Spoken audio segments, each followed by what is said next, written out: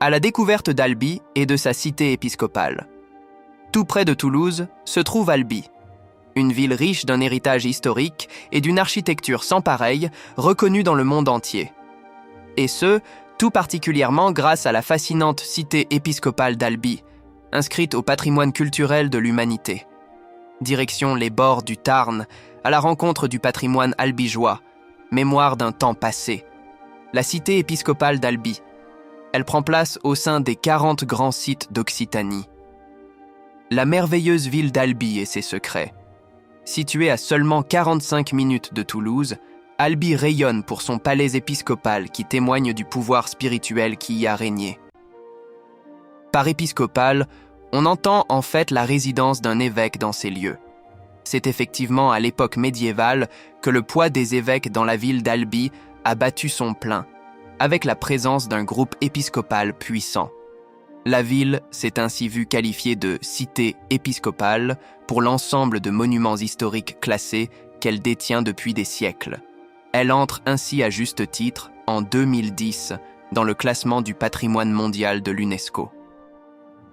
Parmi ces petits joyaux, on trouve sa fascinante cathédrale Sainte-Cécile, son palais de la Berbie, son église Saint-Salvi et son pont vieux. Mais plus globalement, ce sont l'entièreté des rues, notamment celle du vieil Albi, qui dévoilent des secrets historiques d'une époque révolue. La cathédrale Sainte-Cécile. Unique et plus grande cathédrale au monde construite entièrement de briques, la cathédrale Sainte-Cécile mérite que l'on s'y attarde.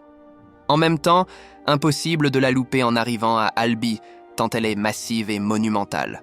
D'une singularité sans égale, par son style gothique dit méridional du XIIIe siècle, elle arbore un aspect militaire qu'on ne peut comparer à aucune autre. Ses 113 mètres de long pour 35 de large et son clocher haut de 78 mètres affirment clairement son aspect austère et défensif. Plus encore, la cathédrale Sainte-Cécile n'est autre que la plus grande cathédrale peinte en Europe.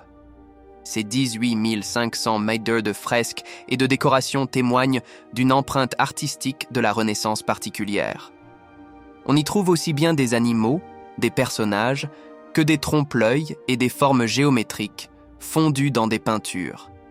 Et bien sûr, ne manquez pas la plus ancienne représentation du jugement dernier du XVe siècle, une peinture située sous le grand orgue de la cathédrale, le palais de la Berbie et son musée Toulouse-Lautrec.